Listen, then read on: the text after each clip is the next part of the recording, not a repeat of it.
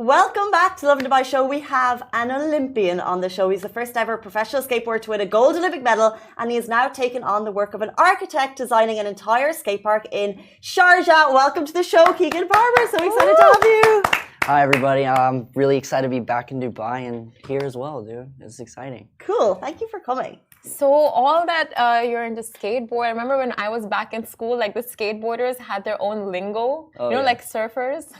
No, most definitely that's the thing in skateboarding, because like in other like interviews I've done in the past, skaters use a lot different words to like a daily basis person, I would say, and like surfing and a lot of different sports. So we definitely got some funny slang in there. Teach us some. Give us some cool dude, stuff. You're gonna put me on the spot here, but like there's just like certain words that like work when we're skating. If someone does like a cool trick, you say like, "Oh, that was so sick," or "That was so cool," and other people use the word sick when you're actually not feeling well, So it's funny, different words. Like sick, like dude. Gnarly, dude. Gnarly. There's a couple ones that are pretty funny, but it's hard to describe, honestly. That's gnarly. Yeah. That's sick. Yeah. Where did you grow up? Where did you start skating? So I was born in San Diego and then moved to Australia when I was 6 months, and then grew up there for 15 years, and that's pretty much where I learned how to skateboard, talk, walk, everything I know how to do now.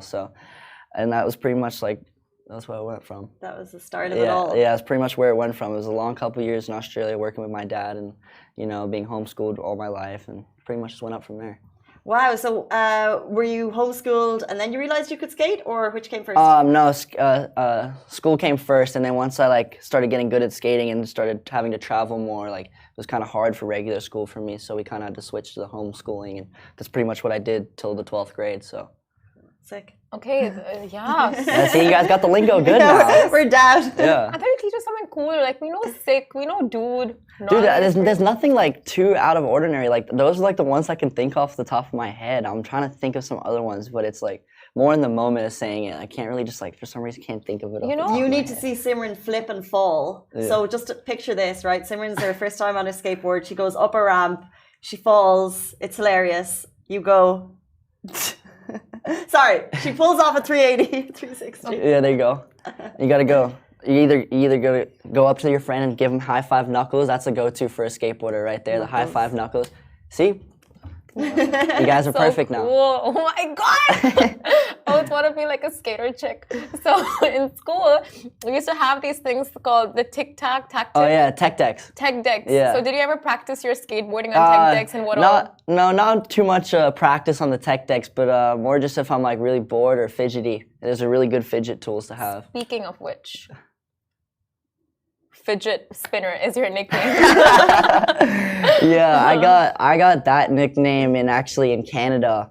It was a Vans Park Series event, and it was like our World Series at the time. And yeah, just because like I do a lot of spins and flipping when I'm on my skateboard. So, and back when that contest was a thing is when the fidget spinner came out. Those things that people were like spinning around on their fingers. Yeah, that was fast. So that's where the nickname came from, fidget spinner. Oh, I was just like envisioning you lying down on your skateboard and just yeah, it's pretty much that, but just like in the air, kind of. In the air. Yeah. Wow. Do you not get scared of doing such stunts? Yeah, I mean, most definitely. It's like anything you can get scared in, but like, just with doing it for so long, you like learn how to fall. There's certain techniques and stuff like that. So you get a little bit more confident with yourself. You wear a helmet and knee pads sometimes when you're doing certain stuff. So there's some safety in it. But, any harsh injuries? Oh yeah, for sure. I've done my collarbone, both wrists, both ankles, my femur, which is the hardest bone to break in your body. Where is that located? My right leg, or like the big bone right here. Oh, right, yes. Yeah, so I did it on my right leg when I was 12, skateboarding actually as well. Wow. So yeah, I've had my fair share of injuries for sure, but it comes with the job, so. When you're gearing up to do kind of like bigger tricks, are you mentally preparing for that? Like, do you get nervous for them? No, most definitely. I'm like, the first try, like learning something is always the scariest for me personally. But once you try the first one, you like start to realize, oh, it's not that bad, and I can fall and get out of it this way. So your confidence slowly builds. But there's definitely certain tricks that like will take you a little while to like get your confidence up to build it, to try it. So yeah, it definitely has been some tricks that I'm definitely scared to do for sure. Interesting. Olympics, he got a gold medal. Yeah. Congratulations! Amazing. I appreciate it. I appreciate that. Unbelievable. Yeah, I still can't believe it. 19-year-old gold medalist. Yeah. What was the road there like? Because you mentioned like Van Series in Canada. You obviously traveling the world skating. Like, yeah. To get the gold, How did you even like, okay, I'm going to go for the Olympics? I mean, that's like the craziest thing for like a lot of us skaters is like, it was so like, it wasn't really last minute because we had 3 years until the next one, but it was just like, we never thought of it like 3 years ago, 4 years ago now. I think, oh my God, it's 5 years now, jeez. 5 years when we found out about it.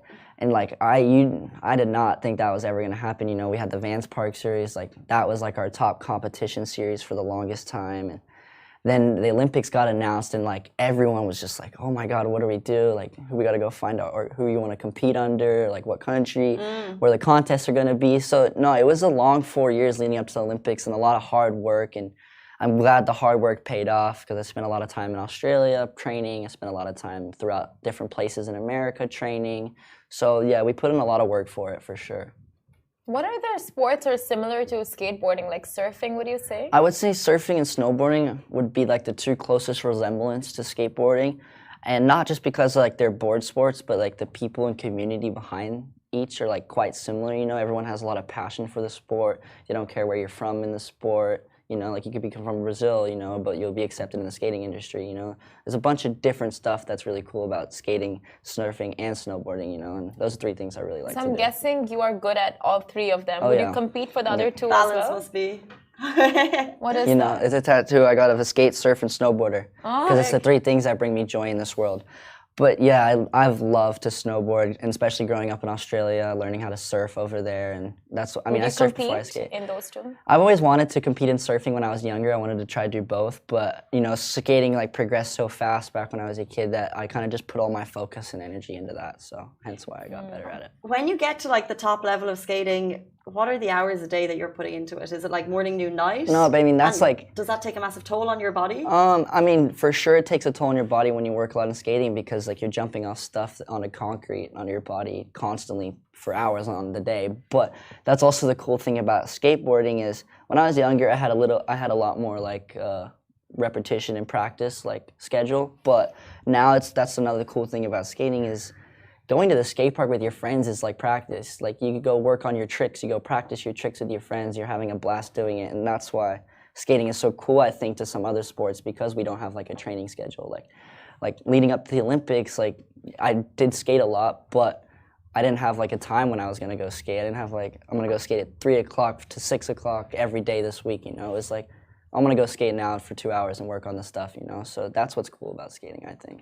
You want to talk about your skate park that you're going to be opening up in the UAE, Oh, but yeah. first, in the count of three, we'll say together the first song that comes up to your mind when you think of Skater Boy. She was a skater, no? Oh, that was that. I haven't seen that guess it, music. You didn't give us the right. countdown. 2, 3. She was Backwards hat. What? I said backwards hat is when you think of a skater boy. Everyone puts on their hat back.